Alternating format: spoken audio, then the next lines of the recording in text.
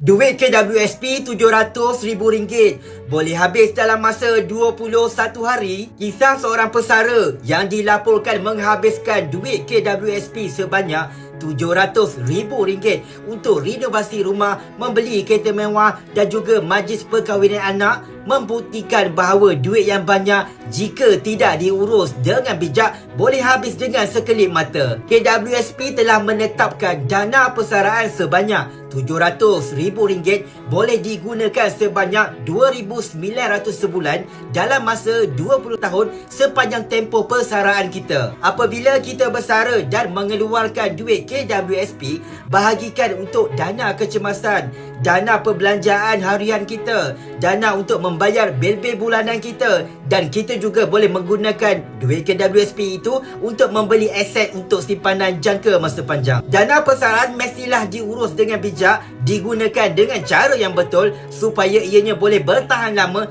dan tidaklah kita hanya bergantung kepada anak-anak untuk meneruskan kehidupan apabila kita bersara nanti. Anak-anak bukanlah mesin ATM apabila kita sudah tidak bekerja nanti. Anak-anak kita ada tanggungjawab dan komitmen dalam kehidupan mereka. Sebahagian daripada duit KWSP yang kita keluarkan, kita juga boleh tukarkannya kepada bentuk emas supaya nilainya terjamin untuk jangka masa panjang dan dapat mengawal emosi boros kita berbelanja menghabiskan duit KWSP kita. Kerana duit yang banyak tidak menjadikan kita kebal daripada kebodohan kewangan. Please sign up di bio Hafizul untuk daftar percuma akaun simpanan emas Public Gold. Hafizul bimbing sebaiknya.